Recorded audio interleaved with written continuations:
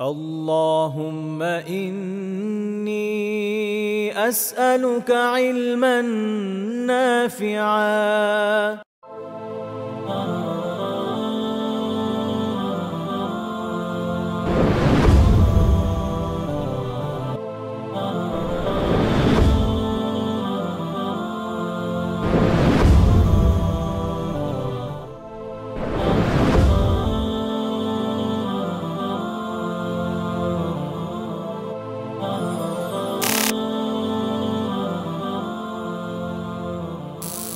السلام عليكم ورحمة الله وبركاته. بسم الله والحمد لله والصلاة والسلام على رسول الله وبعد. আলহামদুলিল্লাহ, যাবতীয় সকল প্রশংসা মহান আল্লাহ সুবহানাহু ওয়া তাআলার জন্য। সালাতু সালাম বর্ষিত হোক বিশ্বনবী হযরত মুহাম্মদ সাল্লাল্লাহু আলাইহি ওয়াসাল্লামের প্রতি, তার পরিবার পরিজন এবং সাহাবীদের প্রতি।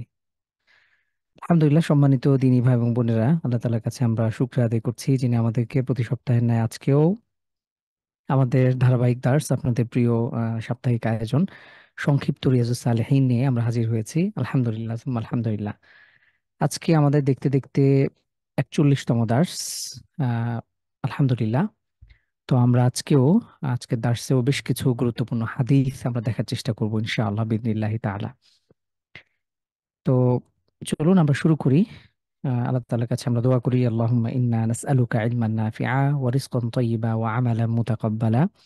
আল্লাহ তাআলা যেন আমাদের আহ, উপকারী জ্ঞান দান করেন এবং সে অনুযায়ী যেন আমরা আমল করতে পারি, সেই প্রত্যাশা আমরা রাখছি ইনশাআল্লাহ। আমরা দেখতে দেখতে প্রায় 67 নাম্বার পরিচ্ছেদে চলে এসেছি। ইতিপূর্বে আপনারা প্রায় 66 বিষয়ে আহ, বিভিন্ন বিষয় আপনারা হাদিস দেখেছেন এবং প্রত্যেকটা টপিকের অধীনে একাধিক হাদিস আমরা দেখার চেষ্টা করেছি। তো আমরা আজকে যে টপিক নিয়ে কথা বলবো এটা হলো বাবু কারাহিয়াতি তামান্নিল মাউত বিসাবাবি দুররিন নাযালা বিহি ওয়ালা বা'সা বিল খাউফ লিখাউফিল ফিতনাতি ফিদ দ্বীন। এর অর্থ হলো যে কারাহিয়াতি তামান্নিল মাউত, মৃত্যুর আহ, কামনা করা এটা কোনোভাবেই জায়েজ নয়, এটা বৈধ নয়, এটা মাকরুহ। বিসাবাবি দুররিন, কোনো কষ্টের কারণে আমাদের প্রাত্যহিক জীবনে অনেক রকম কষ্টের মুখোমুখি আমরা হই। তো দেখা যায় স্বাভাবিকভাবেই আমাদের এই চ্যালেঞ্জ মোকাবেলা করার ক্ষেত্রে বা একটু বিপদ আপদ আমাদেরকে যদি পেয়ে বসে বা খুব দুঃসময় আমার পার করছি, তখন আমার কাছে মনে হয় যে যদি আমার মৃত্যু এসে যেত, এই জীবন রেখে কি লাভ, আমি পৃথিবী ছেড়ে যদি চলে যেতাম, আল্লাহ আমাকে কেন মৃত্যু দেয় না। এই ধরনের অনেক প্রশ্ন আমরা অনেক সময় করে ফেলি। তো এটা কোনোভাবেই সমীচীন নয়। ওয়ালা বা'সা বিহি লিখাউফিল ফিতনাতি ফিদ দ্বীন। এবং তবে আহ দিনের ব্যাপারে যদি ফিতনার আশঙ্কা থাকে, সেক্ষেত্রে আমরা হাদিসের আলোকে এটা খুব চমৎকারভাবে দেখার চেষ্টা করবো ইনশাআল্লাহ। তো দেখুন, আবু হুরায়রা রাদিয়াল্লাহু আনহু থেকে বর্ণিত, আন্না রাসূলুল্লাহ সাল্লাল্লাহু আলাইহি ওয়াসাল্লাম ক্বাল, রাসূলুল্লাহ সাল্লাল্লাহু আলাইহি ওয়াসাল্লাম বলেছেন, লা ইয়াতামান্না আহাদুকুমুল মাউত, তোমাদের মধ্যকার কোনো ব্যক্তি যেন মৃত্যু কামনা না করে, ইম্মা মুহসিনান ফালাআল্লাহু ইয়াস্তাদ, সে যদি সৎকর্মশীল বান্দা হয়, সে যদি নেককার বান্দা হয়, তাহলে কি হবে, সে তার জীবন লাভের মাধ্যমে সে যেহেতু সময়কে কাজে লাগাচ্ছে, তাহলে আহ সে যদি হায়াত লাভ করে বা তার যদি সময়টা দীর্ঘ হয়, তাহলে তো সে নেক কাজ করবে এবং এর ফলে তার নেক কাজ বৃদ্ধি পাবে, তার আমলের পাল্লা ভারী হবে। ও ইম্মা মুসিআন ফালা আল্লাহু ইস্তাআতিব, আর যদি সে পাপী হয়, তাহলে সে আশা করা যায় সে তাওবা করে ফেলবে এই সময়ের মধ্যে। তার মানে আমরা যে সময়টা পাই, দুনিয়ার যে সময়টা আমাদের জন্য, এটা আমাদের জন্য নিঃসন্দেহে গনিমা, আমাদের জন্য নিঃসন্দেহে নিয়ামা। আমরা এমন যেন না হয় যে দুনিয়ার জীবনের আহ, প্রতি আমরা অনেক সময় বিষাদগ্রস্ত হয়ে পড়ি, আমরা বিরক্তি প্রকাশ করি এবং অনেক সময় দেখা যায় যে আল্লাহ কেন আমাকে মৃত্যু দেয় না, এরকম আমরা আক্ষেপ করি। তো এটা কোনোভাবেই উচিত নয়। দুনিয়ার জীবনে আমরা অনেক সময় নানা রকম বিপদ আপদ, আমরা অনেক রকম কঠিন পরিস্থিতি, এগুলোর মধ্যে দিয়ে আমরা যাবো, এটাই স্বাভাবিক। এবং আল্লাহ দিয়ে খলাকল মাউতা ওয়াল হায়াত, অনেকেই দেখবেন আহ এমন ভাবে প্রশ্ন করে, যেমন অনেকে, আমি অনেক শুনেছি, আল্লাহ কেন আমাকে বানাইলো, কেন আমাকে সৃষ্টি করলো। অর্থাৎ যদি সে কঠিন পরিস্থিতির মুখোমুখি হয়, তাহলে সে মুখে উচ্চারণই করে ফেলে যে আল্লাহ কেন আমাকে বানাইছে, আমি যদি পৃথিবীতে না আসতাম। তো এটার উত্তর হলো, আল্লাহ তাআলা স্পষ্ট বলেই দিয়েছেন যে আল্লাহ সুবহানাহু ওয়া তাআলা জীবন এবং মৃত্যু দান করেছেন এটা পরীক্ষার জন্য, লিয়াবলুয়াকুম আইয়ুকুম আহসানু আমালা, এটা পরীক্ষা করবার জন্য যে তোমাদের মধ্যে কে সব থেকে উত্তম আমলের দিক থেকে। তো আমরা যেন কোনোভাবেই এমন যেন না হয় মৃত্যুকে আমরা চেয়ে বসছি। আল্লাহ রসুল সাল্লাল্লাহু আলাইহি ওয়াসাল্লাম বলছেন যে যদি কেউ হায়াত বৃদ্ধি পায়, সে যদি নেক কাজ করে তাহলে তো এর মাধ্যমে সে পুণ্যই বৃদ্ধি করবে। আর যদি সে পাপী বান্দা হয় তাহলে সে তার সামনের পরবর্তী জীবনে সে তো তওবা করার একটা সুযোগ লাভ করছে। সুতরাং এটাকে যেন হেলায় খেলায় নষ্ট না করে, আমরা আমাদের প্রতিটা সময়কে যেন ইউটিলাইজ করতে পারি, এটা হলো সবচেয়ে ইম্পর্টেন্ট। ওয়াফি রিওয়ায়াতে লি মুসলিম, আরেকটি রেওয়ায়াতে আবু সহিহ মুসলিমের রেওয়ায়াতে এসেছে, আন আবি হুরায়রা রাদিয়াল্লাহু আনহু, একই সাহাবী থেকে বর্ণিত, রাসূল সাল্লাল্লাহু আলাইহি ওয়াসাল্লাম থেকে বর্ণনা করেন, লা ইয়াতামান্না আহাদুকুমুল মাউত ওয়া লা ইয়াদউ বিহি মিন মিন ক্বাবলি আন ইয়াতিয়াহু ইন্নাহু ইযা মাতা ইনকাতা আনহু ইনকাতা আমালুহু। এবং আল্লাহ রাসূল সাল্লাল্লাহু আলাইহি ওয়াসাল্লাম বলছেন যে তোমাদের মধ্যে কোনো ব্যক্তি যেন মৃত্যু কামনা না করে এবং এটার জন্য সে যেন মৃত্যু আসার আগে এটার জন্য যেন মৃত্যুর জন্য দোয়া না করে। অনেকে আছে যে হয়তো দোয়া করে বসতে পারে যে হায় আল্লাহ আমাকে পৃথিবী থেকে উঠায় নাও। তো এটার করার কোনো সুযোগ নেই। বিশেষ করে আপনারা অনেক সময় দেখবেন বিভিন্ন গল্প উপন্যাসগুলোতে এই বিষয়টা অনেক সময় এসে যায়। উম, যে এমন হয় যে নিজের সন্তানের জন্য দোয়া করছে, "হে আল্লাহ আমার কাছ থেকে হায়াত দিয়ে তুমি আমার সন্তানকে হায়াত দারাজ করো।" তো এগুলো আসলে অনর্থক।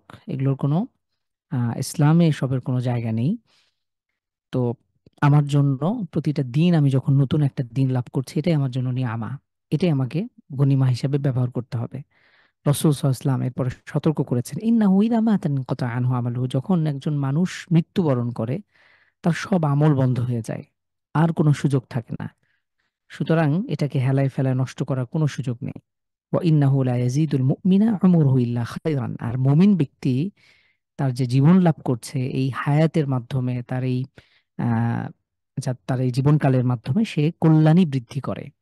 অর্থাৎ সে তার যদি আহ, যারা নেক কাজ করে, যারা ভালো ভালো আমল করছে, যারা ইসলামের বিধিবিধানগুলো মেনে চলছে, তো সে যত সময় লাভ করবে সে তো তার নেকির পাল্লা ভারী করবে, এছাড়া তো অন্য কিছু নয়।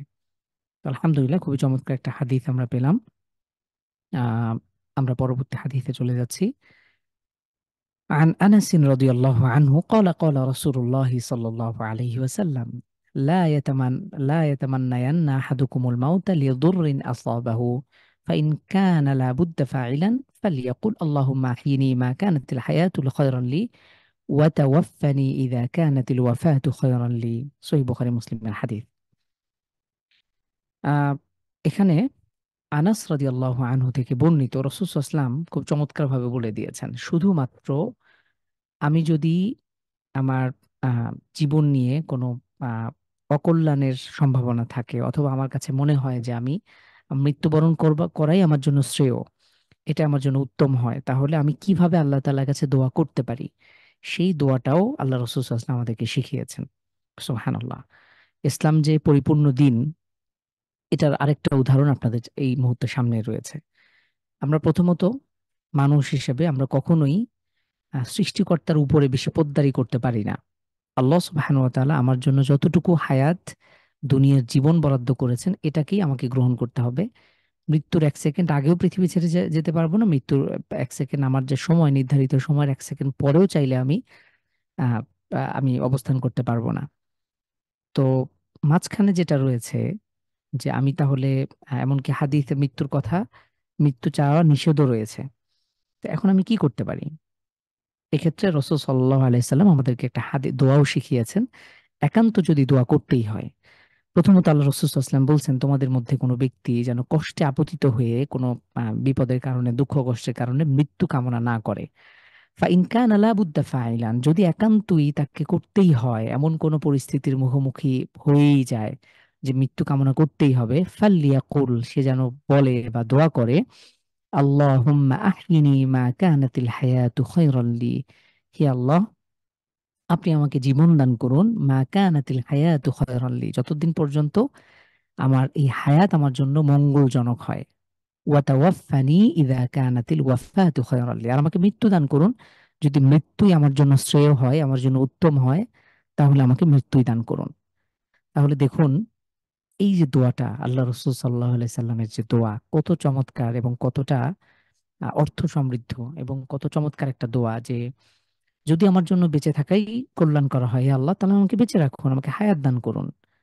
আর যদি আমার জন্য মৃত্যুই কল্যাণকর হয়, অনেক ক্ষেত্রে হতে পারে, সেক্ষেত্রে যেন আল্লাহ আমাকে মৃত্যু দান করেন। এবং আমি আল্লাহ তাআলার কাছেই কামনা করছি, আল্লাহ আপনি মৃত্যুদানকারী, এছাড়া অন্য কেউ জীবনদানকারী মৃত্যুদানকারী নয়।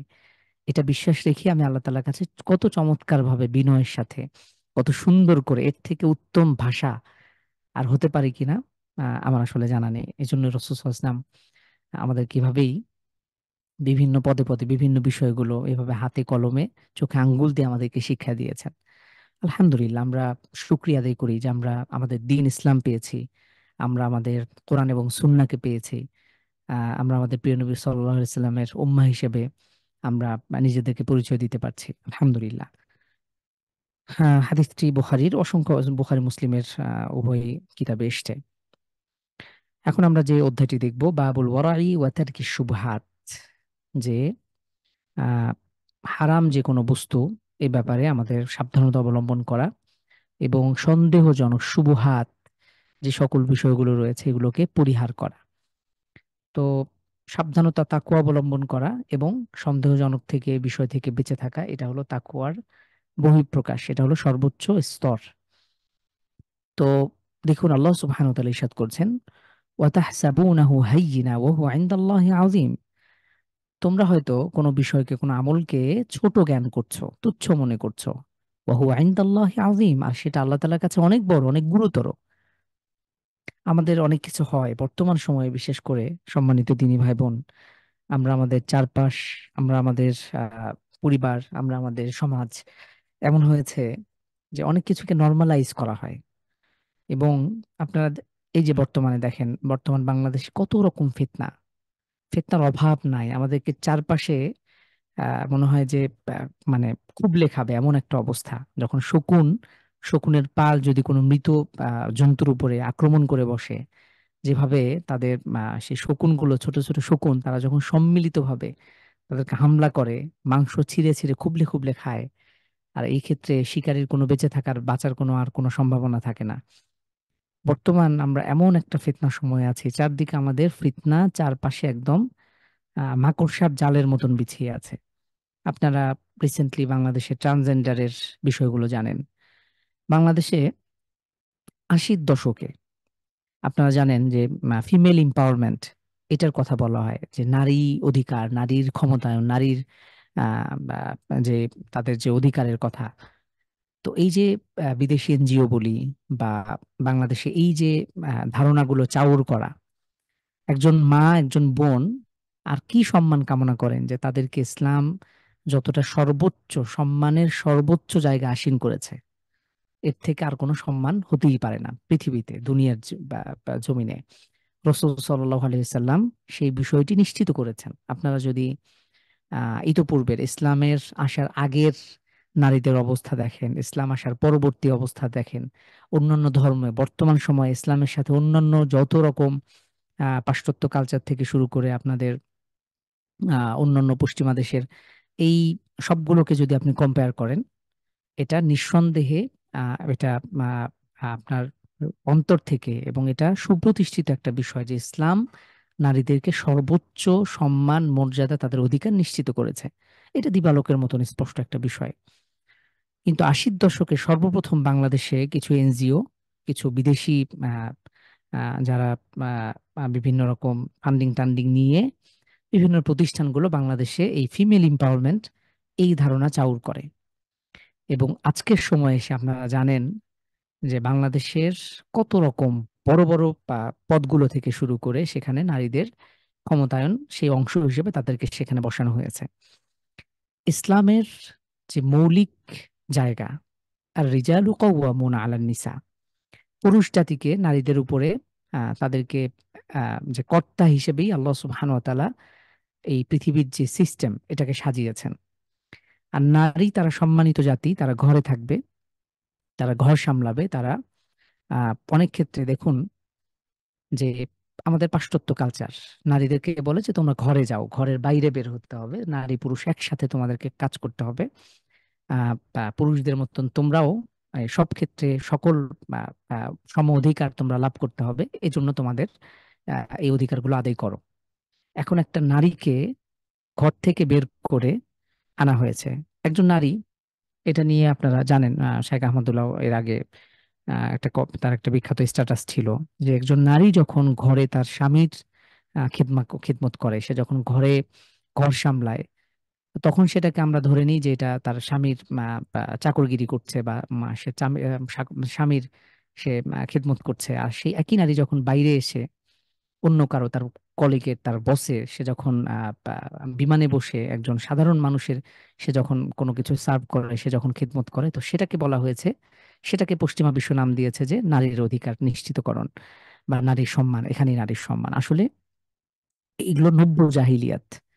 সম্মানিত দিনী ভাই বোন, এগুলো আমাদেরকে বুঝতে হবে, এগুলো হলো নব্য জাহিলিয়াত। আল্লাহ রাসূল সাল্লাল্লাহু আলাইহি ওয়াসাল্লামের যুগে যেভাবে নারীদেরকে পণ্য হিসেবে উপস্থাপন করা হতো, নারীর যেভাবে সম্মান, কোনো রকম কোনো সম্মান ছিল না, ঠিক একইভাবে আমাদের এই আধুনিক সময়ে এসেও এগুলোর মুখোমুখি আমাদেরকে হতে হচ্ছে। এবং সেই জাহিলিয়া যুগের, যখন নারীদের, তাদের কোনো রকম অধিকার ছিল না, নারীদেরকে পণ্য হিসেবে উপস্থাপন করা হতো, তাদের কোনো মান সম্মান ছিল না, ইসলাম বলে যে নারীরা ঘরে থাকবে, তারা সর্বোচ্চ, দেখুন ইসলাম সম্মান দিয়েছে যে নারীরা সফরের পরিমাণ দূরত্ব অতিক্রম করতে পারবে না একজন মাহরাম ছাড়া, অর্থাৎ একজন বডিগার্ড ছাড়া, একটা সুষ্ঠু প্রটোকল ছাড়া।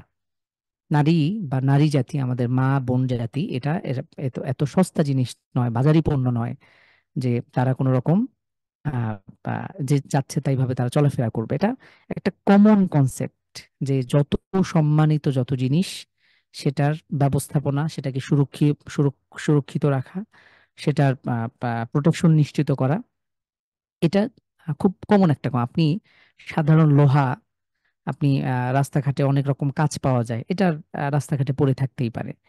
একটা লোহা যদি আরেকটু দামি বস্তু হয়, লোহা বা আরো কোনো অন্য কোনো ধাতু, সেক্ষেত্রে তার গুরুত্বটা আরেকটু বেশি। এক্ষেত্রে যদি কোনো হীরাখণ্ড বা সোনার মতন কোনো জিনিস হয়, রূপার দাম একটু কম, দেখবেন যে এটাকে মানুষ কম গুরুত্ব দেয়। সেখানে যদি সোনা হয়, সেটার গুরুত্ব আরেকটু বেশি। সেইখানে যদি হীরা হয়, তাহলে হীরাটাকে ঠিক সেভাবেই, দাম যত বেশি সেটাকে ততটাই প্রোটেকশন দিয়ে সেটাকে মানুষ এতটাই গুরুত্বের চোখে দেখবে। এটাই স্বাভাবিক। এটাকে কয়েক ভাবে এটাকে প্যাকেটিং করা, এটাকে সুরক্ষিত রাখা, এটাই আমাদের স্বাভাবিক কনসেপ্ট। তো নারীরা আমার মা বোনরা এতটা সম্মানিত যে তারা ঘরে থাকার জিনিস, তারা সুরক্ষিত থাকার জিনিস, তারা মাঠে ময়দানে এভাবে খোলা বাজারের মতন তারা চলাফেরা করার জিনিস নয়। তো এটাকে পশ্চিমা বিশ্ব, তারা এটাকে এই ধারণা প্রতিষ্ঠিত করতে চায় যে ঘরে এসে আপনাদেরকে ঘর থেকে বের হতে হবে। নারীরা, পুরুষরা যেভাবে পরিশ্রম করে, কষ্ট করে, ঠিক সেভাবে তোমরাও এভাবে তাদের সাথে তোমরাও কাঁধে কাঁধ মিলিয়ে তোমরা পরিশ্রম করবে। এটা তো আসলে অসম্ভব। তো দেখুন, আমরা বলছিলাম যে আমরা চলে গিয়েছে যে এই আয়াতের প্রেক্ষাপটে, যে আমরা আমাদের চারপাশে আমাদের হারাম বিষয়গুলোকে, যেটা আমরা তুচ্ছ মনে করি, কিন্তু আল্লাহ তাআলার কাছে এগুলো অনেক গুরুতর বিষয়। আমরা যেটাকে খুব সিলি বিষয় মনে করে আমরা সেটাকে লঙ্ঘন করছি, বা আমরা সেটাকে গুরুত্ব দিচ্ছি না, কিন্তু আল্লাহ সুবহানাহু ওয়া তাআলার কাছে এটা ভয়াবহতম বিষয় হতে পারে। আপনারা জানেন, বাংলাদেশে এই যে ট্রান্সজেন্ডার ইস্যুতে হাজার হাজার কোটি টাকা ইনভেস্ট করা হয়। আজকে আমি মুসলিমরা, আমি মুসলিমরা হয়তো নাক ডেকে ঘুমাচ্ছি, আমরা আমাদের বিলাসিতায় লিপ্ত হচ্ছে। আফসোস লাগে যে আজকে মুসলিম বিশ্ব, আজকে আপনি মুসলিম বিশ্বের অংশ হিসেবে, আজকে আপনি সবাই এর মধ্যে অন্তর্ভুক্ত। তো আহ, আজকে আমরা ভোগ বিলাসে লিপ্ত, কিন্তু কুফফাররা, এই জাতি ইহুদি এবং নাসারারা, আজকে আমি একটা নিউজ দেখলাম যে কলম্বিয়া ইউনিভার্সিটিতে, এইতে আপনার আমেরিকাতে, কলম্বিয়া ইউনিভার্সিটিতে, সেখানে আপনার বাংলাদেশে 8 জন শিক্ষার্থীকে বহিষ্কার করা হয়েছে। কেন? তারা ইসরায়েলের বিপক্ষে প্রোটেস্ট করতে গিয়ে তারা মিছিল বা এরকম কোনো স্ট্যাটাস বা এরকম তারা অ্যাক্টিভিটিস তারা যুক্ত ছিল। এবং ওই ইউনিভার্সিটির ফান্ডিং ইহুদিরা দিত। তো যখন দেখলো যে এরকম কিছু শিক্ষার্থী, এবং সেখানে অনেকেই ছিল, এর মধ্যে বাংলাদেশি শিক্ষার্থী ছিল, তো তাদেরকে স্কলারশিপ বাতিল করা হয়, তাদেরকে বহিষ্কার করা হয়। তো দেখুন, আপনি চিন্তা করেন যে বর্তমান বিশ্বে এই ইহুদিদের, এদের সংখ্যা কিন্তু খুবই কম। আপনার 90 শতকের আগে, 19 শতকের আগেও তাদের কোনো স্থায়ী কোনো ভূখণ্ড ছিল না। তারা সেখানে ফিলিস্তিনে তো জোর জবরদস্তি করে, সেখানে জারজ রাষ্ট্রের মতো, সেখানে বলা হয় যে মধ্যপ্রাচ্যের যে ক্যান্সার, তারা সেখানে এভাবে ভূফর, তারা সেখানে তাদের বিভিন্ন কূটকৌশলের মাধ্যমে, তারা জোর জবরদস্তির মাধ্যমে তারা সেখানে সব রকম মানুষের অধিকার, মানুষের যত রকম নোংরামি আছে, এগুলোকে প্রয়োগ করার মাধ্যমে তারা সেখানে একটা বহিঃফোর দেশ হিসেবে তারা সেখানে ব্যাঙের ছাতার মতো গজায় গেল। এখন তাহলে চিন্তা করেন যে তাদের পাওয়ার বা তাদের ক্ষমতা কত দূর পর্যন্ত, যে আমেরিকার মতন আজকের যারা সর্বোচ্চ শান্তিকামীর কথা বলে, তারাই আমাদেরকে সব রকম আধুনিকতা শিক্ষা দেয়, মানবিকতা শিক্ষা দেয়। এত কিছুর পরেও সেখানে আহ বাক স্বাধীনতা বলেন, এই বাক স্বাধীনতার কথা, মানবাধিকারের কথা, আপনি যাচ্ছে তাই করতে পারবেন। আপনি বাক স্বাধীনতার মধ্যে ইসলাম বিদ্বেষীপনা এটাও তারা রেখেছে, যে চাইলে একজন ব্যক্তি যে কোনো ধর্মকে কটাক্ষ করতে পারে, এটা তার ধর্ম, তার বাক স্বাধীনতা, তার মানবিক জায়গা থেকে তার এটা মুখের অধিকার, সে যা ইচ্ছা তাই করতে পারবে।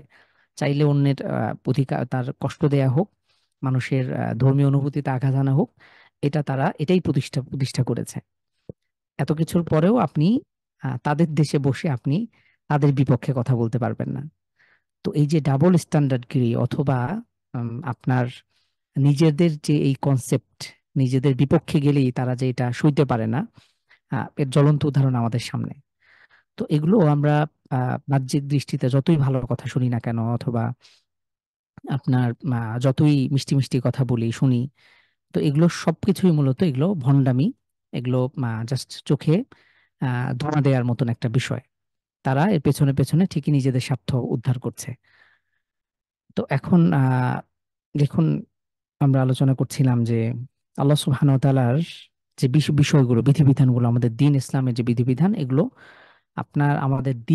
আমাদের দিনের কোনো বিষয়ে প্রত্যেক একজন মুসলিম নামমাত্রই এমন মানসিকতা থাকা উচিত যে দিনের ক্ষেত্রে আমি বিন্দু মাত্র এক চুলও আমি কম্প্রোমাইজ করতে নারাজ। এটা আমার ইমানের দাবি, এটা আমার তাকুয়ার দাবি। পৃথিবী একদিকে, আমি আরেক দিকে। তো এটাই ছিল সাহাবীদের আদর্শ নমুনা। আজকে আমরা দুনিয়াবি ক্ষেত্রে ছাড় দিতে দিতে ওই যে বলছিলাম যে সবাই আপনার ইসলাম ব্যতীত এই যে আজকের যত রকম আমাদের চারপাশে দেখি না কেন, তারা তাদের এজেন্ডা, তারা তাদের যে পরিকল্পনা, এগুলো বাস্তবায়ন করছে। আপনি ভাববেন না, এই যে বর্তমান ট্রান্সজেন্ডার ইস্যুতে আরো দুঃখের বিষয় হচ্ছে এই পাঠ্য বইয়ে, সপ্তম শ্রেণীর পাঠ্য বইয়ে যে শরীফার যে গল্পটা, যে শরীফ সে তার নিজেকে মেয়ে কল্পনা করলো, শরীফা হয়ে গেল, এই ঘটনাটা, এটা আহ, এই বাংলাদেশে রিসেন্টলি যে আহ, বিভিন্ন বিচ্ছিন্ন ঘটনাগুলো হয়েছে, এবং ব্রাক ইউনিভার্সিটির একজন টিচারের আপনারা জানেন চাকরি গিয়েছে, এবং বাংলাদেশে পরোক্ষভাবে, প্রত্যক্ষ এবং পরোক্ষভাবে ব্রাক যেই প্রতিষ্ঠান, এরা তো এগুলোকে প্রমোট করে, এবং এগুলো তাদের কিছু যায় আসে না। আমরা ব্রাককে বর্জন করেছি, কিন্তু তাদের তো হাজার হাজার কোটি টাকার ফান্ডিং, বাংলাদেশের মতো জায়গায় বসে তাদের হাজার হাজার কোটি টাকার ফান্ডিং। আজকে আমরা মুসলিমরা এগুলো কল্পনা করতে পারি না। আজকে কোনো ভালো কাজে, কোনো দিনী কাজে যদি কোনো সামর্থ্যবান ধনবানদের হাত কাছে দ্বারস্থ হওয়া হয়, বা তাদের কাছে কোনো হেল্প চাওয়া হয়, তো তারা মুখ ফিরিয়ে নেয়। আর কুফফাররা, তারা ইসলামের ক্ষতি সাধন করবার জন্য, আল্লাহর দ্বীনকে পরিবর্তন করবার জন্য, তারা তাদের সবটুকু দিয়ে, তাদের জান এবং মাল দিয়ে, আমরা একটু পরে একটা হাদিস দেখব, খুব হার্ট টাচিং একটা হাদিস, ইসলামের জন্য সাহাবী রাদিয়াল্লাহু আনহুম আজমাইনরা তারা তাদের জান কোরবান করেছে, মাল কোরবান করেছে। আমার জানলা দিয়ে, আমি জানলার পাশে বসে আছি, ঠিক আমার ডান পাশে উহুদ পাহাড় দেখা যায়। তো এই পাহাড়ে আপনি চিন্তা করেন, উহুদের যুদ্ধে সাহাবী রাদিয়াল্লাহু আনহুম আজমাইনদের 70 জন সাহাবী রাদিয়াল্লাহু আনহুম আজমাইন, সংখ্যায় মাত্র 313 আপনার 700 জন, বিপক্ষে 3000 কুফফার যোদ্ধা, অস্ত্রে শস্ত্রে সুসজ্জিত হয়ে সাহাবী রাদিয়াল্লাহু আনহুম আজমাইন, তারা তাদের জীবনের বিন্দু মাত্র মায়া করেন নাই। এক সাহাবীর হাতে দুটো খেজুর ছিল, এই খেজুরটাকে তিনি ফেলে দিলেন, দিয়ে বললেন যে আমি খেজুর যতক্ষণ খাবো, এটা তো আমার জান্নাতে যাওয়ার জন্য দেরি হয়ে যাবে। এই অপেক্ষা করার মতন আমার সবর হয়েছে না, আমি সরাসরি যুদ্ধের ময়দানে ঝাঁপিয়ে পড়তে চাই। সে সাথে সাথে একদম শত্রুপক্ষ ভেদ করে ভিতরে ঢুকে গেল, এবং তিনি পরবর্তীতে শহীদ হলেন। তো সেই সাহাবীদের আদর্শ, তাদের জান এবং মাল, এই দুটো জিনিস আমাদের কাছে সবচেয়ে প্রিয়। আমরা নিজেকে ভালোবাসি, আমাদের নিজেদের জানকে ভালোবাসি, এবং অর্থকে ভালোবাসি। তো দ্বীনের জন্য তারা সাহাবী রাদিয়াল্লাহু আনহুম আজমাইনরা তাদের তাদের জান এবং মালকে, উভয় জিনিসকে তারা সমানভাবে কোরবান করতে পেরেছিল। আজকের এই আদর্শ নিয়ে গেছে কুফফাররা, কাফেররা। আপনারা জানেন, বাংলাদেশের প্রত্যন্ত অঞ্চলগুলোতে আপনি আমাদের রংপুর, উত্তরবঙ্গ, দিনাজপুরের মতো এলাকাগুলোতে, একদম অজপাড়া গাগুলোতে, ইউরোপ আমেরিকা থেকে এসে সেই জায়গাগুলোতে আপনার মিশনারিরা সেখানে গিয়ে 19 বছর বয়স, 16 বছর বয়স, 13 বছর বয়স, এই বয়সে তারা ইউরোপ আমেরিকার মতন দেশ ছেড়ে এসে সেগুলোতে তারা বসবাস করছে, সারা জীবন কোরবান করেছে সেখানে। দিনাজপুরে এমন একজন কবর রয়েছে, কিছু কবর রয়েছে যারা আজ থেকে 20 বছর 30 বছর আগে তারা এই পৃথিবী এই বাংলাদেশে এসছে। অজপাড়া গায়ে যখন কারেন্ট ছিল না, বিদ্যুৎ ছিল না, এই গরম কিছু, এই এত কিছু খেয়ে না খেয়ে তারা তাদের ধর্ম প্রচার করেছে। আজকে আমরা মুসলিম জাতিতে, আজকে মুসলিম আরব বিশ্বের দিকে তাকালে হতাশা ছাড়া কিছুই আসে না। আমাদের ইয়াংরা, তরুণরা, তারা ভোগবিলাসে লিপ্ত। আজকে আমার স্ট্যাটাস মানে, আজকে আমার এই মানে হলো লেটেস্ট মডেলের আমার একটা আইফোন থাকবে, আমার আপডেট মডেল একটা গাড়ি থাকবে, আমি ভৌ ভৌ করে গাড়িতে চড়বো, ফিরবো, আড্ডাবাজি করবো, চা কফি শপে আমি আড্ডা দেবো, বাস। এটা হয়ে গেছে আমাদের আরব তরুণদের একটা খুব কমন একটা দৃশ্য। আর উল্টো দিকে আমাদের কুফফাররা, এই ইহুদি এবং নাসারারা, তারা তাদের যে মিশন বাস্তবায়নের জন্য সব রকম চেষ্টা তারা অব্যাহত রেখেছে। আপনি কল্পনা করতে পারবেন না যে মুসলিম ইসলাম নিয়ে ওরিয়েন্টালিস্টরা যেই পরিমাণ গবেষণা করেছে, আল্লাহ ইয়াযু বিল্লাহ, আপনি আপনার ধারণার বাইরে। আজকে মুসলিম সন্তানদেরকে ধর্মীয় শিক্ষা শিক্ষিত করতে আমরা 10 বার চিন্তা করি যে আলেম হয়ে বা মাদ্রাসায় পড়ে কি খাবে, কেরিয়ার কি হবে, কয় টাকার চাকরি করবে, বেতন পাবে। আর কুফফাররা, ইহুদি বা এই খ্রিস্টানরা, তারা ইসলাম নিয়ে গবেষণা করে ইসলামের পক্ষে বই টই লিখে, আপনি এগুলো কল্পনার বাইরে। আপনি যদি ওরিয়েন্টালিস্টদের তাদের লিস্ট দেখেন গবেষণা ক্ষেত্রে, তারা ইসলামকে নিয়ে গবেষণা করেছে এবং এটা নিয়ে তাদের জীবন ব্যয় করেছে। আর আজকে আমরা মুসলিমরা ঠিক তার অপোজিট, আমাদের চিত্র, আমাদের অবস্থান, আমাদের দৃষ্টিভঙ্গি।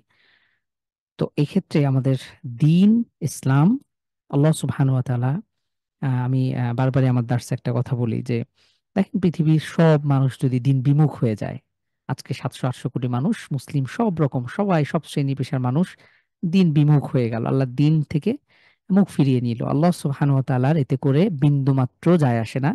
আল্লাহ তাআলার যে মুলকিয়া, আল্লাহ তাআলার যে রাজত্ব, আল্লাহ তাআলার যে মর্যাদা, সেইখানে বিন্দু মাত্র কিন্তু কোনো কমতি হবে না। আল্লাহ তাআলা কিছুই যায় আসে না। কিন্তু আমরা আমাদের স্বার্থে, আমরা আমাদের সফলতার জন্য, প্রত্যেকে আমরা সফল হতে চাই। তো নিজেদের সফলতা নিশ্চিত করবার জন্য আমাদেরকে ভালো মন্দ বাছবিচার করতে হবে। এবং আমরা একটা কথা বলি যে পাগলও নিজের ভালো বোঝে। তো এক্ষেত্রে আমাদের আহ এই বিষয়গুলো খুব ভালোভাবে অনুধাবন করা এবং বোঝা উচিত। আল্লাহ সুবহানাহু ওয়া তাআলা সূরাতুল ফাজরে ইরশাদ করছেন, ইন্না রাব্বাকা লাবিল মিরসাদ, যে নিশ্চয়ই তোমার রব সতর্ক দৃষ্টি রাখেন। আল্লাহ সুবহানাহু ওয়া তাআলা তিনি সচেতন, সতর্ক আছেন। আমরা কি করছি না করছি আল্লাহ সুবহানাহু ওয়া তাআলা সবকিছু নখদর্পণে, এবং প্রতিটি বিষয়ের জন্য আল্লাহ সুবহানাহু ওয়া তাআলার কাছে আমাদের মুখোমুখি হতে হবে। عن النعمان بن بشير رضي الله عنهما قال سمعت رسول الله صلى الله عليه وسلم يقول إن الحلال بين وإن الحرام بين। আমরা একটু আগে আলোচনা করছি ওয়াতাহসাবুনাহু হায়্যিনা, আমরা যে বিষয়গুলোকে খুব তুচ্ছ জ্ঞান করি, খুব সিম্পল ভাবে, যে কি এমন হবে এটাকে যদি আমরা লঙ্ঘন করি বা এটা যদি না মানি কি এমন প্রবলেম, কিন্তু আল্লাহ সুবহানাহু ওয়া তাআলার কাছে বিষয়টা অনেক গুরুতর হতে পারে। যেমন বর্তমান সময়ে আপনাদের, আমরা জানি, আহ আমরা সবাই জানি যে আমাদের মধ্যে কম বেশি সবাই ব্যাংকিং লেনদেনে জড়িত। এবং অবাক্যর বিষয় হলো, আমি এমনও কিছু মানুষদেরকে চিনি যারা দিনদার, দিন প্র্যাকটিস করে, মুখে দাঁড়িয়ে আছে, নামাজ কালাম পড়ে, পরিবার মোটামুটি হালাল হারাম মেনে চলার চেষ্টা করে, পরিবারের মেয়েদেরকে পর্দায় রাখার চেষ্টা করে, দিন শেখায়, খুব সচেতন। কিন্তু যখন হুট করে শুনি যে এই ব্যক্তিও ব্যাংকে বাসা করার জন্য লোন নিয়ে বসে আছে, একটা ব্যবসা করবে ছোটখাটো এটা সেটা, তিনি ব্যাংকের উপরে সুদের উপরে লোন নিছেন। এখন যদি প্রশ্ন করা হয় যে আপনি এটা কেন করলেন, তো অনেক সময় উত্তর আসে যে এত কিছু করে কি চলা যায়, কি আর এমন হবে বা কি আর করার। তো দেখেন, তাহলে এই বিষয়টাকে তারা খুব সিম্পলি, এটাকে তেমন গুরুত্ব দিচ্ছে না। অথচ আল্লাহ সুবহানাহু ওয়া তাআলার কাছে খুব নিকৃষ্টতম সুদ এবং ঘুষ। আপনি চিন্তা করেন হারামের যে ক্ষতিকর দিকগুলো রয়েছে, সুদের যত রকম ভয়াবহতা রয়েছে, 36টা কোথাও 70টা, এতগুলোর মধ্যে সর্বনিম্ন ভয়াবহতম বিষয় হচ্ছে আপন মায়ের সাথে জিনা করার নামান্তর। যদি হাদিসটা দঈফ, তো এতটা এতটা ইর সাথে, এবং হাদিসে এসছে যে এই সুদী লেনদেনের সাথে যুক্ত হওয়া মানে আল্লাহ এবং আল্লাহ রসুলের বিরুদ্ধে ফাআযাম বিহারবিন মিনাল্লাহি ওয়া রাসূলিহি। কোরআন কারীমের আয়াত যে তুমি তাদেরকে বলো যে ফাআযাম বিহারবিন মিনাল্লাহি ওয়া রাসূলিহি, এটা আল্লাহ তাআলা এবং আল্লাহ রসুলের সাথে যুদ্ধ ঘোষণার নামান্তর। তো এত কিছুর পরেও, এত কিছু জানার পরেও আমরা কিন্তু খুব ইজিলি এগুলোর সাথে লেনদেন করছে। ব্যাংকে চাকরি, আপনি দেখবেন যে আমাদের চারপাশেই কিন্তু আছে যারা আহ, এই বিষয়গুলোর সাথে যুক্ত। তাহলে এই বিষয়গুলোকে আমরা গুরুত্ব দিচ্ছি না। আল্লাহ সুবহানাহু ওয়া তাআলা বলেই দিয়েছেন যে তোমরা যেটাকে খুব সিলি ভাবছো, খুব তুচ্ছ ভাবছো, এটা আল্লাহ তাআলার কাছে অনেক গুরুতর। এবং আমি হারাম খেয়ে আমি যতই নামাজ পড়ি, আমি যতই ইবাদত করি, হজ করি, এটা করি সেটা করি, আল্লাহ তাআলার কাছে এটার বিন্দু মাত্র ভ্যালু নাই। আল্লাহ তাআলা রাসূল সাল্লাল্লাহু আলাইহি ওয়াসাল্লাম ইরশাদ করছেন যে নিশ্চয়ই হালাল স্পষ্ট। আমাদের দ্বীন ইসলামের মধ্যে কোন কোন বিষয়গুলো হালাল এটা কিন্তু স্পষ্ট করে বিস্তর বর্ণনা করাই আছে কোরআন সুন্নাহ আমাদের সামনে। ওয়া ইন্নাল হারামা বাইয়িনুন, এবং হারামও সুস্পষ্ট। ওয়া বাইনাহুমা মুশতাবিহাত ওয়া বাইনাহুমা মুশতাবাহাত লা ইয়ালামুহুন্না কাসীরুম মিনান নাস।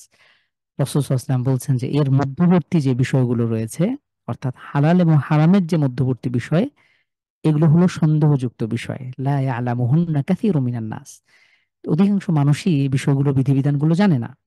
ফামানিত্তাকা শুবহাত। এখন আসেন, আল্লাহ রাসূল সাল্লাল্লাহু আলাইহি ওয়াসাল্লাম বলছেন, আপনারা একটু অনুবাদটা খেয়াল করেন। যে ব্যক্তি শুবহাত, সন্দেহজনক বিষয় থেকেও বেঁচে থাকবে, এটা হলো তাকওয়ার সর্বোচ্চ বহিঃপ্রকাশ। আপনি ধরুন সুদের ব্যাপারে সুস্পষ্টত বিধান রয়েছে, এটা ভিন্ন বিষয়, এখান থেকে তো বেঁচে থাকতেই হবে। এমন কোনো বিষয় আপনার সামনে এসে গেল, আমাকে যেমন কারেন্টলি একজন প্রশ্ন করেছে আমাদের গতকাল গ্রুপে যে শেয়ার বাজার জায়েজ আছে কিনা, শেয়ার বাজারে শেয়ার ক্রয় করা প্রাইভেট মার্কেটে, এটা কি যেন একটা প্রশ্ন করেছে। তো তো এটা স্কলাররা বিভিন্ন মতামত দিয়েছেন কিছু শর্ত সাপেক্ষে। কেউ কেউ বলেছেন না, এটা কোনো অবস্থা দিয়ে জায়েজ হয় না। কেউ কেউ এটা নিয়ে নানাভাবে নানা রকম চলেছে। তো এটা শুবহাত, সন্দেহজনক একটা বিষয়ে পরিণত হয়েছে। তাহলে এক্ষেত্রেও সর্বোচ্চ তাকওয়ার বহিঃপ্রকাশ হলো সন্দেহযুক্ত বিষয় থেকেও বেঁচে থাকা। ইস্তাবরা লিদীনিহি ওয়া ইরদিহি। যে ব্যক্তি সন্দেহজনক বিষয় থেকে বেঁচে থাকবে, সে কি করলো? তার দ্বীনকে, সে তার যে সম্মানকে, এটা সে বাঁচিয়ে রাখলো, হেফাজত করলো। দেখেছেন আল্লাহ রাসূল সাল্লাল্লাহু আলাইহি ওয়াসাল্লামের ভাষ্যটা একটু আপনারা মনোযোগ সহকারে খেয়াল করেন তো। সন্দেহজনক বিষয় থেকে বেঁচে থাকার অর্থ হলো সে তার দ্বীনকে হেফাজত করলো এবং তার নিজের সম্মানকে সে বাঁচিয়ে রাখলো। ওয়ামা ওয়াকা ফিশ শুবহাত ওয়াকা ফিল হারাম। আর যে ব্যক্তি সন্দেহজনক বিষয়ে পতিত হলো, সে ব্যক্তি যেন প্রকারান্তে সে হারামের মধ্যেই নিমজ্জিত হয়ে গেল। কারণ কি? এখন আল্লাহ রাসূল এটাকে খুব সুন্দরভাবে উদাহরণ সহকারে বুঝিয়েছেন। কার রাঈ ইয়ারা হাওলাল হিমা। যে দেখো, যদি কোনো চারণভূমি, যেখানে রাখালরা তাদের পশুগুলো চড়ায়, ছাগলের পাল, গরুর পাল, মেষ পাল, উট পাল, তো সেখানে নির্দিষ্ট কোনো একটা আহ রয়েছে, এটাকে কি বলে, আপনার নিষিদ্ধ সীমা অথবা সেফ জোন, অথবা সেখানে ওই দেওয়া থাকে না যে ডেঞ্জার এরিয়া, এখানে প্রবেশ নিষেধ। তো এরকম কিছু সংরক্ষিত এলাকাতে আহ এর পাশে যদি কেউ এই ছাগল, মেষ বা কোনো কিছু এগুলোকে যদি সে চড়ায়, কোনো পশু, তো সম্ভাবনা কি থাকে? ইউশিকু আন ইয়ারতাআ ফি। একটা সম্ভাবনা কিন্তু থেকে যায় যে এই পশুগুলো না জানি কখন এর মধ্যে ঢুকে যায় নিষিদ্ধ এরিয়াতে। একটা সম্ভাবনা থেকে যায়, যেহেতু সে নিকটবর্তী জায়গায় অবস্থান করছে। আল্লাহ রাসূল সাল্লাল্লাহু আলাইহি ওয়াসাল্লাম বলছেন যে এই জন্যই সন্দেহজনক বিষয় থেকেও বেঁচে থাকতে হবে। আলা ওয়া ইন্না লিকুল্লি মালিকিন হিমা। এরপরে আরো গুরুত্বপূর্ণ একটা উদাহরণ আল্লাহ রাসূল সাল্লাল্লাহু আলাইহি ওয়াসাল্লাম দিচ্ছেন যে জেনে রাখো, নিশ্চয়ই প্রত্যেক বাদশার, প্রত্যেক রাজার একটা সংরক্ষিত এরিয়া থাকে। আপনি চাইলে এই প্রধানমন্ত্রী গণভবনে আপনি প্রবেশ করতে পারবেন না। আপনি চাইলে আপনাকে সংসদ ভবনে ঢোকার পারমিশন দেবে না। আপনি চাইলেই আমেরিকায় বসে হোয়াইট হাউসের মধ্যে যাচ্ছে তাই ভাবে আপনি পথচারীর মতো ঢুকে যাবেন, এটা অসম্ভব। আর রাসূল সাল্লাল্লাহু আলাইহি ওয়াসাল্লাম বলছেন যে জেনে রাখো, প্রত্যেক বাদশার, প্রত্যেক রাজার একটা নিষিদ্ধ এরিয়া থাকে, সংরক্ষিত ভূমি থাকে। আলা ওয়া ইন্না হিমাল্লাহি মাহারিমুহু। আর নিশ্চয়ই আল্লাহ তাআলার নিষিদ্ধ যে এরিয়া, এটা হলো সংরক্ষিত যে এরিয়া, সেটা হলো মাহারিমুহু, আল্লাহ তাআলার যে বিষয়গুলোকে হারাম ঘোষণা করেছেন। আলা ওয়া ইন্না ফিল জাসাদি মুদগাতান। এরপরে হাদিস আরেকটি অংশ বলা হয়েছে যে প্রত্যেক শরীরের মধ্যে একটা মুদগা, মাংসপিণ্ড থাকে। ইদা সলাহাত সলাহাল জাসাদু কুল্লু। যখন সেটা সঠিক হয়ে যায় তাহলে সব পুরো শরীরটা ঠিক হয়ে যায়। ও ইদা ফাসাদাত ফাসাদাল জাসাদু কুল্লু। আর যখন তার শরীর সেটা নষ্ট হয়ে যায়, সে মাংসপিণ্ড নষ্ট হয়ে যায়, তার সবকিছুই নষ্ট হয়ে যায়। আলা ওয়াহিয়াল কলব। আল্লাহ রাসূল সাল্লাল্লাহু আলাইহি ওয়াসাল্লাম এটা কলবের ব্যাপারে বলছেন, হৃদয়ের ব্যাপারে, আমাদের হার্ট, এটা আমাদের অন্তর। এটা যদি নষ্ট হয়ে যায়, আমি বাহ্যিক দৃষ্টিতে যতই সুস্থ থাকি না কেন, আমার অন্তর অসুস্থ হওয়া মানে আমার পুরো শরীরটা অসুস্থ হয়ে যাওয়া। এবং আমি যদি আহ বাহ্যিকভাবে আমি অসুস্থ, কিন্তু আমার অন্তর সঠিক, আমার অন্তর খাঁটি হৃদয়। আমরা বলি না যে অনেক সময় মাটির মতো হৃদয়, অনেক রকম উদাহরণ কিন্তু আমরা দিই।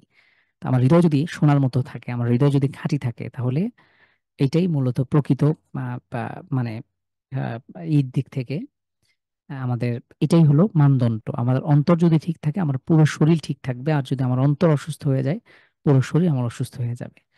আর এটাই হলো কলব। বেশ চমৎকার একটা হাদিস আমরা দেখলাম, আলহামদুলিল্লাহ। আন আনাস রাদিয়াল্লাহু আনহু আন্না নবী সাল্লাল্লাহু আলাইহি ওয়াসাল্লাম ওয়াজাদা তামরাতান ফিত তরিক। রাসূল সাল্লাল্লাহু আলাইহি ওয়াসাল্লাম রাস্তার মধ্যে একটা খেজুর পেলেন। ফাকালা, রাসূল সাল্লাল্লাহু আলাইহি ওয়াসাল্লাম বললেন, লাউলা ইন্নী আখাফু আন তাকুনা মিনাস সাদাকা লা আকালতুহা। আল্লাহ রাসূল রাস্তার মধ্যে একটা মাত্র খেজুর পেয়েছেন। চাইলে কিন্তু আল্লাহ রাসূল খেতেই পারেন, কিন্তু আল্লাহ রাসূল সাল্লাল্লাহু আলাইহি ওয়াসাল্লাম চিন্তা করলেন, নবীদের জন্য, কুরাইশ বংশের যারা রয়েছে, নবী বংশের জন্য প্রত্যেক মেম্বারদের জন্য সাদাকার বস্তু খাওয়া হারাম। নবী বংশের যারা রয়েছে, হাশেমি যারা রয়েছে, তারা সাদাকার বস্তু খেতে পারবে না।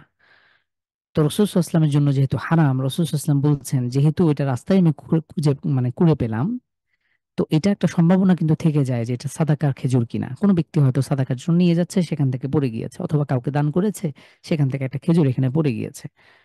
তো এটা যদি সাদাকার খেজুর না হওয়ার একটা তো সম্ভাবনা থেকে যায়, একটা তো পসিবিলিটি কিন্তু আছে, এটা যদি না থাকতো তাহলে আমি খেতাম। এই হাদিস থেকে কি বোঝা যায়?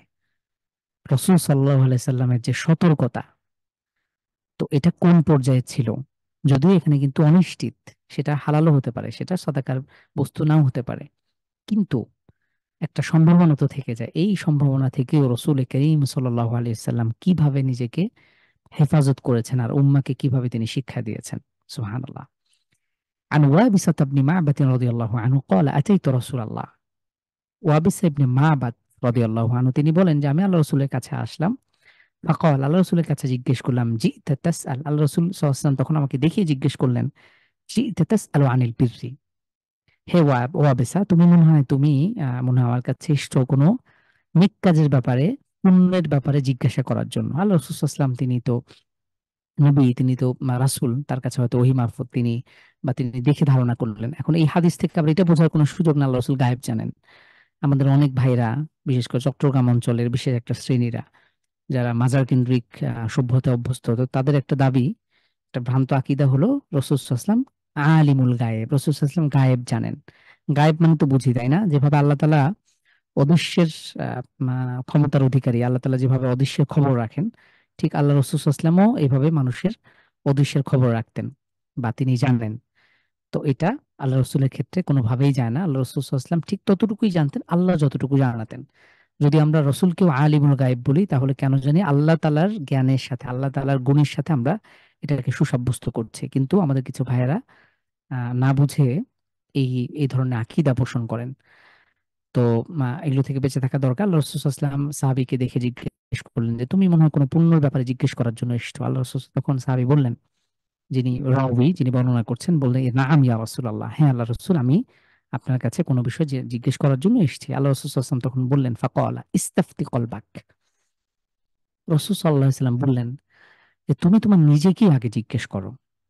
আল বীর, বীর কি? বীর মানে হলো পুণ্য, প্রতিদান, মানে সওয়াবের কাজ, ভালো কাজ, পুণ্যের কাজ। আল বীর, এটা হলো কি? মাতমাআন্নাত ইলাইহিন নাফস, যেখানে হৃদয় যেখানে প্রশান্ত লাভ করে, অর্থাৎ অন্তর যেখানে আপনাকে সাক্ষ্য দেবে যে এটাই বুঝি ভালো কাজ। আপনি একটু ভালো কাজ করবেন, আপনি একজন গরিব দুঃখীকে সাহায্য করলেন, আপনি খুব মনোযোগ সহকারে খুশি এবং খুশির সাথে সালাত আদায় করলেন।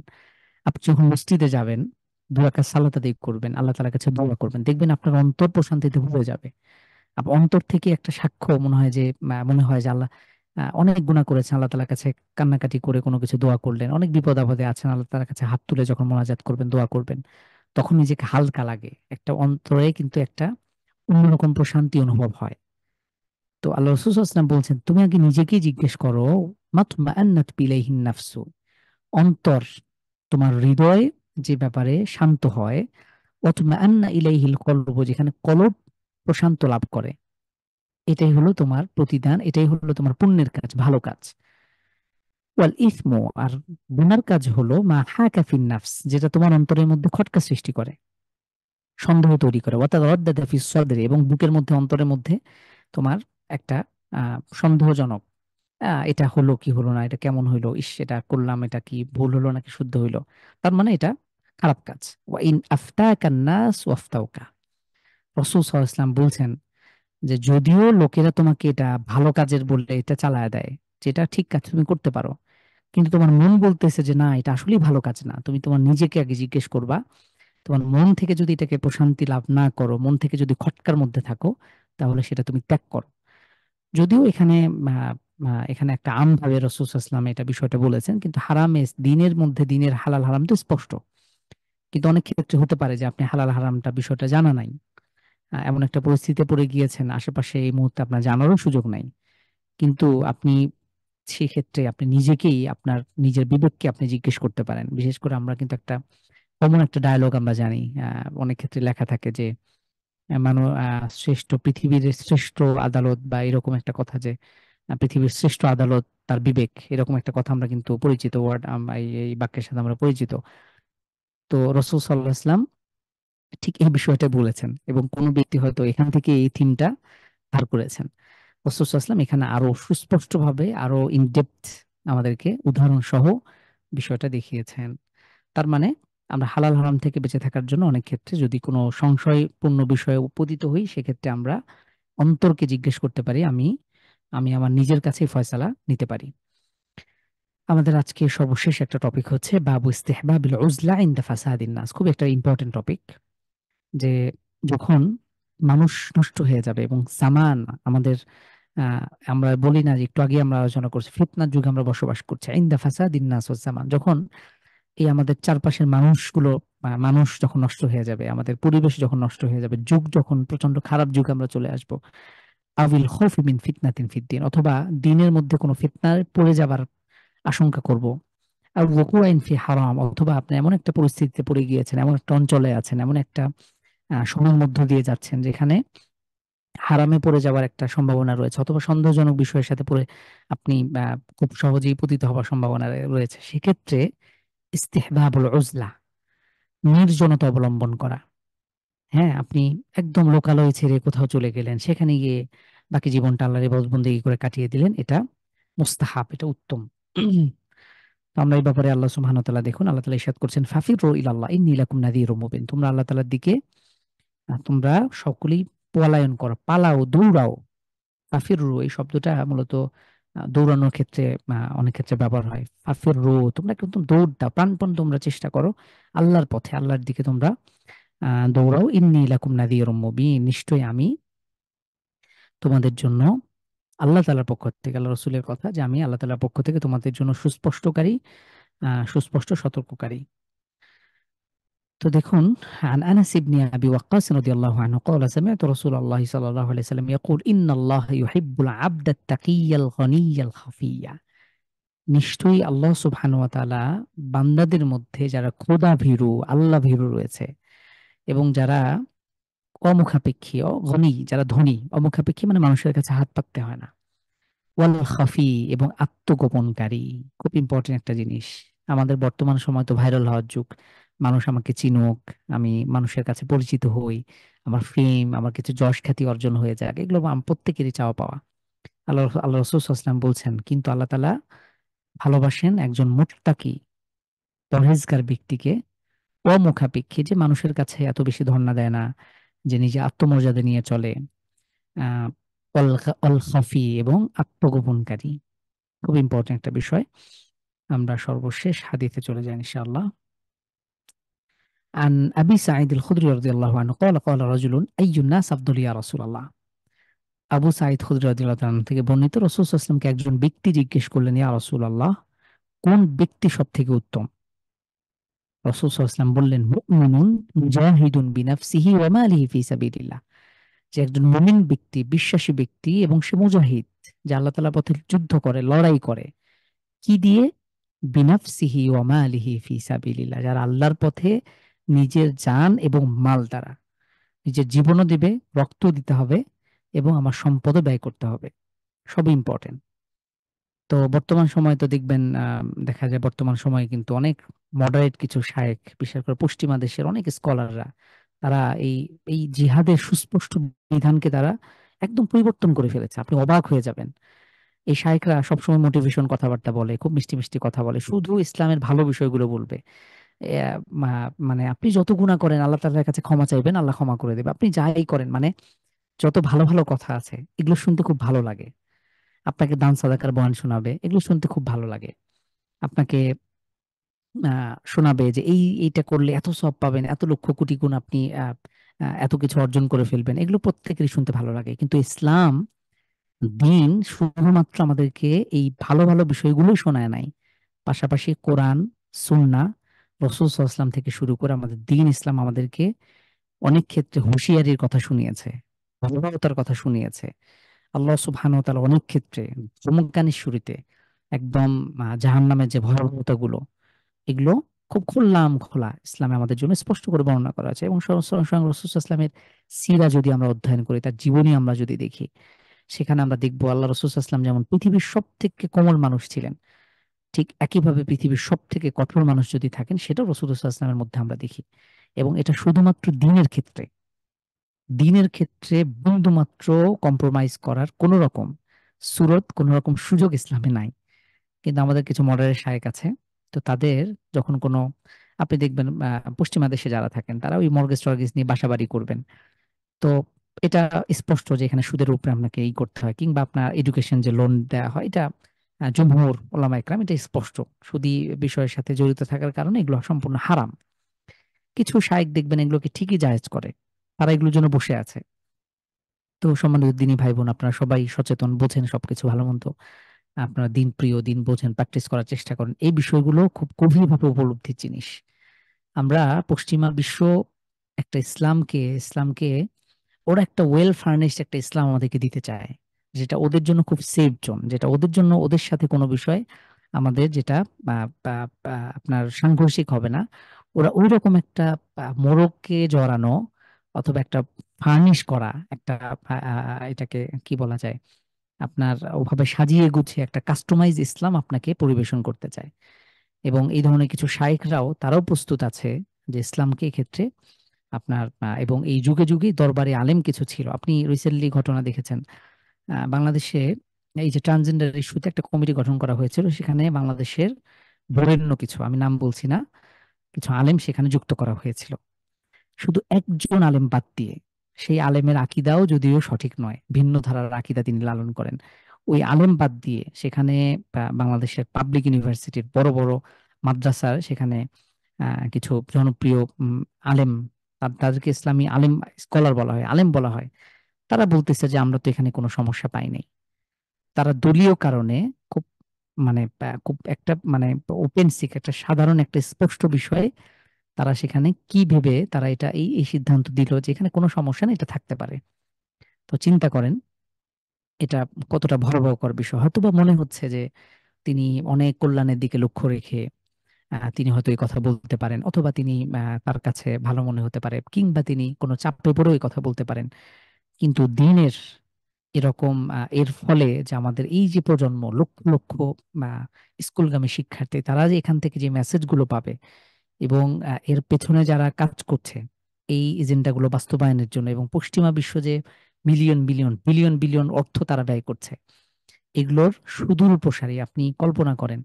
এগুলো কিন্তু একদিনেই শুরু হয় নাই, তারা এই মাঠটাকে গুছিয়েছে আরো 10-20 বছর আগে থেকে, আরো সময় নিয়ে। তারা এটাকে খুব সুপরিকল্পিতভাবে বাংলাদেশের মুসলিম সংখ্যাগরিষ্ঠ দেশে তারা এরকম একটা চিন্তা তারা আমদানি করতে সক্ষম হয়েছে। এবং আজকে আমরা দেখা যাচ্ছে যে আলেম সমাজ এগুলো মোকাবেলা করতে গিয়ে হিমশিম খেতে হচ্ছে। একজন সচেতন অভিভাবক পিতামাতা হিসেবে এটা আমাদের ইমানি দায়িত্ব যে আমাদের পরবর্তী প্রজন্ম যেন তারা সঠিক দিন নিয়ে, ইসলাম নিয়ে তারা যেন বেড়ে উঠতে পারে। এই জন্য আপনারও কিছু ভূমিকা, আপনারও কিছু অবদান অবশ্যই থাকা উচিত। সেই প্রতিবাদের অংশ আপনারও কিছু না কিছু কন্ট্রিবিউশন অবশ্যই থাকা উচিত। কিছু না হলেও আমি অন্তত মুক্তি অন্তত প্রতিবাদ করতে পারি। এই এই বিষয়গুলো আমাদের বোঝা দরকার। আল্লাহ রসুল সাল্লাল্লাহু আলাইহি ওয়াসাল্লামকে এই সাহাবী জিজ্ঞেস করলেন যে সবচেয়ে উত্তম ব্যক্তিকে, রসুল সাল্লাল্লাহু আলাইহি ওয়াসাল্লাম স্পষ্ট বলে দিলেন মুমিন বিশ্বাসী ওই ব্যক্তি, ওই মুজাহিদ, ওই জিহাদকারী যিনি তার জান এবং মাল দ্বারা আল্লাহর পথে, আল্লাহর দ্বীন প্রতিষ্ঠার জন্য যিনি হকের পথে, সত্যের পথে যিনি লড়াই করবেন। এরপরে সেই সাহাবে জিজ্ঞেস করলেন সুম্মা মান ইয়া রাসূলুল্লাহ, এরপরে কে? আল্লাহ রাসূল সাল্লাল্লাহু আলাইহি ওয়াসাল্লাম বলেন সুম্মা রাজুলুন মু'তাজিলুন ফি শি'বিন মিনাশ শি'আব ইয়াবুদু রাব্বাহু, এরপর হলো ওই ব্যক্তি যে কোনো আহ কোনো নির্জন কোনো গিরিপথ ধরে সে আহ কোনো একটা নিভৃত একটা অঞ্চলে সে নির্জনে আল্লাহ সুবহানাহু ওয়া তাআলার সে তার রবের ইবাদত করবে। অর্থাৎ সে কোনো গিরিপথে গিয়ে সে নির্জনে একান্তে একাকী আল্লাহ তাআলা ইবাদত করবে। এমন যদি ফিতনার সুযোগ চলে আসে যে আর কোনো সুযোগ নাই, আপনাকে আমাকে সেই পথে আসলে বেছে নিতে হবে। এখানে আল্লাহ রাসূল সাল্লাল্লাহু আলাইহি ওয়াসাল্লাম উত্তমতার দিক থেকে বলছেন ইত্তাকিল্লাহ আল্লাহ, এবং যে আল্লাহ রাসূল সাল্লাল্লাহু আলাইহি ওয়াসাল্লাম বলছেন যে যে ব্যক্তি অন্য একটা রিওয়ায়াতে এসেছে এটা, যে ব্যক্তি আল্লাহকে ভয় করবে এবং মানুষকে মন্দ কাজ থেকে প্রতিহত করবে। এটা একটা ইম্পর্টেন্ট বিষয়। আমি আমার চোখের সামনে মন্দ দেখতে দেখতে এটা যেন এমন না হয় যে মন্দ প্রতিহত করার আমি এই কনসেপ্টটাই হারিয়ে বসেছি। এটা কোনোভাবেই যেন না হয়। আজকে সর্বশেষ হাদিস হলো আবু হুরায়রা রাদিয়াল্লাহু আনহু থেকে বর্ণিত। রাসূল সাল্লাল্লাহু আলাইহি ওয়াসাল্লাম বলেন যে মিন খাইরি মাআশিন নাস লাহুম রাজুলুন মুমসিকুন ইনানা ফারসিহি ফি সাবিলিল্লাহ ইয়াতিরু আলা মাতনিহি কুল্লামা সামিআ হাইআতান আও ফাজআতান। খুবই চমৎকার একটা হাদিস, যে তোমাদের মধ্যে মানুষের মধ্যে সবচেয়ে উত্তম ব্যক্তি হলো যে কি করে রজুলুন মুমসিক, যে ব্যক্তি ধরে আছে ইনানা ফারাসি ফি সাবিল, আল্লাহ তাআলার পথে লড়াই করবার জন্য, আল্লাহ তাআলার পথে জিহাদ করবার জন্য যে তার ঘোড়ার লাগামটা সবসময় ধরে আছে। যখনই ডাক আসবে আমি আল্লাহ তাআলার পথে আমার নিজের জানমাল কুরবান করার জন্য ছুটে যাব। ইয়াতিরু আলা মাতরিহি, এবং যখনই সে কুল্লামা সামিআ হাইআতান আও ফাজআতান, তো এবং সে তার এই ইতে তার এই ঘোড়ার পিঠে করে সে খুব দ্রুত গতিতে পৌঁছে যায় সেখানে, এবং সেখানে কি শোনে সামিআ হাইআতান আও ফাজআতান, সেখানে সে যুদ্ধের ভয়াবহ, আপনারা জানেন বর্তমান সময়েও এমনকি আমাদের মহান মুক্তিযুদ্ধের সময়ও কিন্তু যে যুদ্ধের আমরা এখনো পর্যন্ত আজকের আমাদের যারা জেনারেশন তারাও কিন্তু শিহরিত হই যুদ্ধের ঘটনা বিবরণ যখন আমরা পড়ি, কিংবা আমরা যখন সেই দৃশ্যগুলো দেখি, সেগুলোর ভিজুয়ালাইজেশন যখন আমরা দেখি। তো এগুলো আমাদের জন্য মানে সেই সেই আমরা মুহূর্তের কথা যদি চিন্তা করি কতটা ভয়াবহকর পরিস্থিতি, তাই না? যে যারা আমাদের দেশের জন্য প্রাণ দিয়েছে, সবকিছু মায়া ত্যাগ করে কানের পাশ দিয়ে গুলি ছুড়ে চলে যাচ্ছে, সেই ভয়াবহ পরিস্থিতি। আমাদের বর্তমান সময়ে আমরা সেই গাজ্জার মজলুম ভাই বোনদের কথা যদি চিন্তা করি, সেখানকার শিশুরা, আপনি অনেক ভিডিও দেখেছেন, কত হৃদয়স্পর্শী সেই দৃশ্য। ছোট বাচ্চা, কোলের বাচ্চা, বোমার সেই শব্দ যখন শোনে সে চমকে চমকে উঠছে। আরেকটা দৃশ্য আমার মনে পড়ে, যে একটা ভিডিওতে বাবা গল্প শোনাচ্ছেন যে বাবা কোনো গল্প বলে, বা সাথে দুটো বাচ্চা, খুব অল্প বয়সে 5-7 বছরের বাচ্চা, তাদেরকে ভুলিয়ে রাখছেন, খুব হাসির কথা বলছেন, বাচ্চাদেরকে হাসানোর চেষ্টা করছেন। কিন্তু একটু পরপরই খানিক বাদে যখন ওই বোমার আওয়াজগুলো শুনছে, বাচ্চারা চমকে চমকে উঠছে, তাদের মুখগুলো কালো হয়ে যাচ্ছে। আবারও বাবা এটাকে এই এই পরিস্থিতিকে সামাল দেওয়ার জন্য বাবা হাসছেন, বাচ্চারা আবারও হাসছে। কিন্তু মুহূর্তে আবার যখন বোমার আঘাত শুনছে, মুহূর্তের মধ্যে তারা চমকে উঠছে।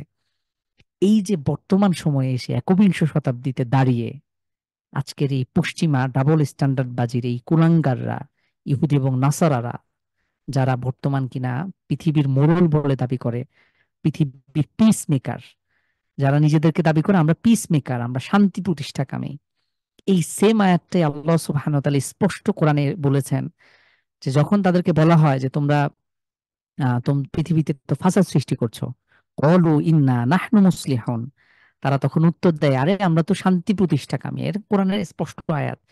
আল্লাহ সুবহানাহু ওয়া তাআলার যে আয়াতে কারিমার যে উজ্জ্বল দৃষ্টান্ত যদি আমরা দেখতে চাই, বর্তমানে এই ইহুদি কুফার, এই পশ্চিমা বিশ্বের দিকে তাকালে আমরা সুন্দর উদাহরণ আমরা পেয়ে যাব। তো তারা দাবি করবে যে আমরা হলাম উই আর পিস মেকার, আমরা হলাম শান্তি প্রতিষ্ঠাকামী, আমরা শান্তি প্রতিষ্ঠাকারী। তো আল্লাহ সুবহানাহু ওয়া তাআলা এটাই বলছেন, যখন তাদেরকে বলা হয় যে তোমরা পৃথিবীতে ফাসাদ সৃষ্টি করছো, তোমরাই মূলত এই ফাসাদের মূল গোড়ার শিকড় হলা তোমরা, তখন তার উত্তর দেয় কি, আরে আমরা তো ইন্না নাহনু মুসলিহুন, এটা হলো কুফফারদের উত্তর। আরে আমরা তো হলাম শান্তি প্রতিষ্ঠাকামী, আমরাই তো হলাম সন্ধিকামী, সন্ধি সন্ধি সন্ধি প্রতিষ্ঠাকারী। তো আল্লাহ সুবহানাহু ওয়া তাআলার এই কোরআন কারিমের সুস্পষ্ট উদাহরণ হলো এই বর্তমান সময় এই কুফফাররা। তো তর আলাইহি ইয়াবতাগিল কতলা, এবং এই যে ব্যক্তিটা যে সব সময় নিজের ঘোড়াকে প্রস্তুত রেখেছে, লাগামকে আল্লাহর পথে লড়াই করবার জন্য, এবং সে যখন দ্রুত গতিতে সেখানে পৌঁছে যায় এবং সেখানে সেই কঠিন যুদ্ধের ভয়াবহ শব্দগুলো শুনতে পায়, এবং সে কি করে, তর আলাইহি ইয়াবতাগিল কাতলা ওয়াল মাউতা মাযান্নাত, এবং সে সেখানে সেই যুদ্ধের জায়গাগুলো, মৃত্যুর জায়গাগুলো সে খুঁজে বের করে, সেগুলোকে খোঁজ করে। আও রাজুলুন ফি গুনাইমাতিন ফি রাসি শাআফাতিন, অথবা ওই ব্যক্তি হলো উত্তম সর্বোত্তম ব্যক্তি যে কিনা কি করে, ফি রাসি শাআফাতিন মিন হাদিহি শাআফ, সে কিছু, সে ভেড়া, ছাগল ভেড়া যে প্রাণীগুলো রয়েছে এগুলো নিয়ে সে, আও বাতনি রাদিম মিন হাদিহিল আউদিয়া, সে কোনো উপত্যকার, সে গিয়ে সে এই তার ছাগল ভেড়াগুলো নিয়ে কোনো পাহাড়ের চূড়া অথবা কোনো উপত্যকায় গিয়ে বা সে সেখানে বসবাস করে। ইকিমুসসালাহ, এবং সেখানে বসে সে সে মৃত্যুর আগ পর্যন্ত সে নামাজ আদায় করবে, ওয়ায়ুতিজ যাকাত, সে যাকাত প্রদান করবে, ওয়ায়াবুদু রাব্বাহু, সে তার রবের ইবাদত বন্দেগী করবে, হাত্তা ইয়াতিয়াহুল ইয়াকিন, একদম মৃত্যু আসা পর্যন্ত। ওয়ালাইসা মিনান নার ইল্লা ফি খাইর, আর ওয়ালাইসা মিনান নাস ইল্লা ফি খাইর, আর লোকদের মধ্যে এই ব্যক্তি কেবল উত্তম অবস্থায় রয়েছে, এছাড়া আর কেউ উত্তম নয়। তাহলে আল্লাহ রাসূল সাল্লাল্লাহু আলাইহি ওয়াসাল্লাম মাত্র দুটো শ্রেণীর কথা বলেছেন। এক ব্যক্তি যে তার এই সত্যের পথে, আজকে আমাদের যারাই বর্তমান বিশ্বে যে বা যেখানেই যারা সত্য প্রতিষ্ঠার জন্য, দিনের জন্য, আল্লাহ দিনের কোরআন সুন্নাহ প্রতিষ্ঠার জন্য যারাই লড়াই করছে, যারাই সংগ্রাম করছে নিজেদের মানবাধিকারের জন্য, নিজেদের জানমালের জন্য, নিজেদের ভূখণ্ড রক্ষার জন্য, যারাই মুক্তিকামী যারাই রয়েছেন পৃথিবীর আজকে দিকে দিকে, আমাদের মুসলিম ভাই বোন বিশেষ করে যারা, তারাই মূলত সেই উত্তম দলের একটি। আরেকটি হলো যারা ফিতনার যুগে টিকতে না পেরে কোনো নির্জন ভূমিতে গিয়ে, কোনো পাহাড়ের উপত্যকায় গিয়ে, কোনো বা ইতে গিয়ে যারা সেখানে কিছু ছাগল ভেড়া সেখানে তার লালন পালন করবে, সেখানে বসে তারা আল্লাহ দিনের যারা আল্লাহ বিধিবিধানগুলো মেনে চলবে, এটা হলো সর্বোত্তম ব্যক্তি। আল্লাহ সুবহানাহু ওয়া তাআলা আমাদেরকে সব রকম ফিতনা থেকে হেফাজত করুন। আল্লাহ সুবহানাহু ওয়া তাআলা আমাদেরকে সেই ফিতনার যুগে উত্তম এই দুই শ্রেণীর কোন একটা শ্রেণীর বা অংশ বা সেই দলের যাতে আমরা অন্তর্গত হতে পারি। আল্লাহ তাআলা যেন আমাদের সবাইকে সেই তৌফিক দান করেন। জাযাকুমুল্লাহ খাইর, আহসানুল জাযা। সম্মানিত দিনী ভাই বোন, আল্লাহ তাআলা যেন আমাদের এই কথাগুলো অনুযায়ী আমল করার তৌফিক দান করেন। জাযাকুমুল্লাহ খাইর, আহসানুল জাযা। আসসালামু আলাইকুম ওয়া রাহমাতুল্লাহি ওয়া বারাকাতুহু। সুবহানাকাল্লাহুম্মা বিহামদিক, আশহাদু আল্লা ইলাহা ইল্লা আনত,